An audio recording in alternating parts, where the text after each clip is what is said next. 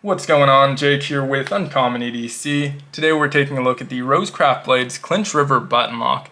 And this is a manual button lock, so of course going to require a little bit of wrist to flick that open, but incredibly smooth. Really neat design on this one. Now if you recognize that name or even the design of this knife, that's because this is Rosecraft's modernization of the Clinch River Swayback. The Swayback of course is a slip joint. This is a locking model. So if we flip over to that spine, first thing you'll notice, no back spring because it's not necessary, but has been replaced with that back spacer. We also have a locking mechanism, which is our button lock, that doubles as our deployment method. So I've mentioned on the channel a few times, having a button lock as the sole deployment method really isn't my favorite. I would have loved to see a front flipper on this. I think the design would work really well with a front flipper. Actually, it just seems kind of a natural placement for a front flipper, but doesn't have one. If they ever do another version of it, I would love to see that. But the button lock itself works pretty well. It's very smooth. It is on bearing, so the action's excellent on it. No button stick to speak of whatsoever on my model. Now, worth mentioning, I did talk to a couple people who picked this up at the show that did have a little bit of button stick, and that's kind of to be expected with a lot of button locks. There's usually some light button stick that breaks in over time. I'm pretty happy that there was none whatsoever, as long as it's not severe where it's really difficult to press a button. Usually you'll be able to just kind of work it in, flick it open a bunch, and it'll eventually go away for you. But really happy to report that my model had none to speak of. Now, as far as modernizing that design, they stayed pretty true to the original Swayback. Obviously, it talked about the locking mechanism and the lack of a spring. Otherwise, the shape of the bolster changed a little bit. The curves on the knife stayed pretty much identical. The dimensions are nearly identical as well. We have a pocket clip, of course, since it's a locking knife, they wanted to add in that pocket clip. And then we did see some modernization of the materials themselves that we're seeing. So Ultem's definitely a very modern material. However, this one was actually the Blade Show Atlanta exclusive, so they only made 100 of the Ultem, which sold out at the show. If you're picking this up from dealers, it is still in stock. However, Rosecraft seems to be sold out themselves, so I'll try and link to a dealer that has it in stock. I saw a few before I recorded this video, so I'll make sure to link to one of those in the description. The other options are going to be micarta, so you have a green micarta and a black micarta. Both look great, and probably a smart choice to go with the micarta as the wide release and the Ultem as sort of a more limited release, because Ultem is one of those materials that people either hate it or love it. And honestly, the micarta looks incredible, maybe even the better looking option of them. So also saw some modern upgrades in the bolster. We have a titanium bolster. Pretty sure that's the first time we've seen that. M390 on the steel, which is almost certainly the most premium steel we've seen Rosecraft work with to date. Now, all of these upgrades do come with an increase in price, unfortunately. All three models of this come in at around $110. So honestly, still pretty fair for what you're getting. I think that's pretty reasonable for M390 titanium bolsters, and overall doesn't feel incredibly expensive for what you're getting. However, those that are used to Rosecraft's knives, especially their modern lineup, they're typically a lot more budget friendly. So there may be a little bit of a sticker shock there.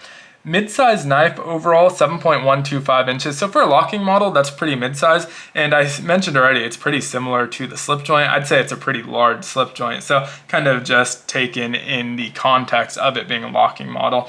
4 inches on the handle, so pretty generous handle space. We can get all 4 fingers around that, no problem. Extremely comfortable, no hot spots whatsoever. Pocket clip disappears, but of course we do have that finger choil as well. And I'm someone who usually likes to get into that finger choil, get as close to the blade as possible, so I do like to choke up there. You do start to feel that sway back just a little bit into your hand. It's not a hot spot still uncomfortable, and still my preferred method, but you're starting to kind of have that press into your hand when you creep up, which you really don't when you're further back on the knife. So all going to come down to preference there. 3.125 inches on the blade. Beautiful Wharncliffe here. Already mentioned the M390 full flat grind. Of course, the Andy Armstrong swedge at the front. Now, the big trade-off with a finger choil is that we're losing a lot of our cutting edge. So we get about 2.5 inches of cutting edge. For me, that's plenty, but I know some people are sticklers for that cutting edge versus handle length. And so that ratio is going to be pretty terrible. I honestly don't mind it, but again, comes down to preference there. Whole thing stays pretty light. I'm not sure how Ultem compares to micarta. I weighed this one in at 2.7 ounces. So very, very light for the size of the knife. So love seeing that as well. Also, just like the kind of other touches, so we have this stonewashed titanium bolster, we have the back spacer, the pocket clip, all stonewashed in the exact same shade, matches really well, looks great with the Ultem. And then we have the shield, Great callback to this being originally a slip joint design. Love that they left that on there. I love a diamond shield, great shape for a shield. And then this one has the Rosecraft interlocking RC etch on there.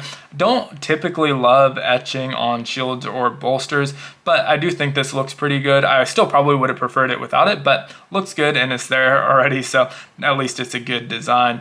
On our blade itself, pretty sterile. Everything sticks to the tang stamp, so we have Rosecraft on the show side tang stamp etched in there.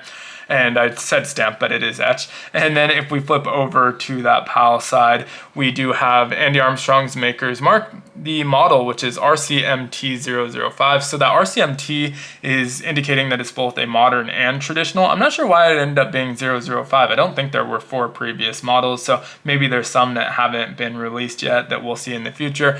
The Ultem version, I think, is specifically RCMT005-UT, and of course we have the M390 steel right above that. So really great blade shape. I love a Wharncliffe. I think this one looks excellent, and overall the action on this one is great. It's pretty fun to fidget with. Even though I'm not a button lock deployment person, I do enjoy just kind of messing around with this one. Cuts well, feels great in your hand. And we can get to that pocket clip. So not ultra deep carry. You can see we probably have a little over 1/4 inch exposed in our pocket. Nothing too major there. I do like the design of the pocket clip. Slides into the pocket easy, looks good. Has Andy Armstrong's maker's mark there as well. But good looking pocket clip. Only downside to it, I would say, besides it not being ultra deep carry, which isn't a deal breaker for me, but is that it's not reversible. So if we ever see another version of this, I would love to see a reversible pocket clip here.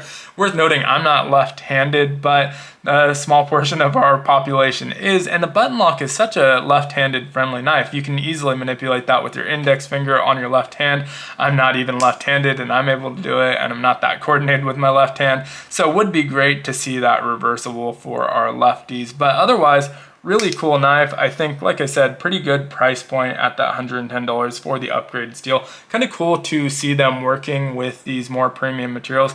It's kind of a hard thing when you start out as a company that's budget and increasing your price. I think it's a lot easier to start the other way, start ultra premium and kind of work your way backwards, because then you don't get the sticker shock. But yeah, cool knife. Would love to hear your thoughts on it down in the comments below. As usual, if you enjoyed the video, consider liking, commenting, subscribing, or joining the channel as a member. All help the channel out a ton, and I hope you have a great one. Take care.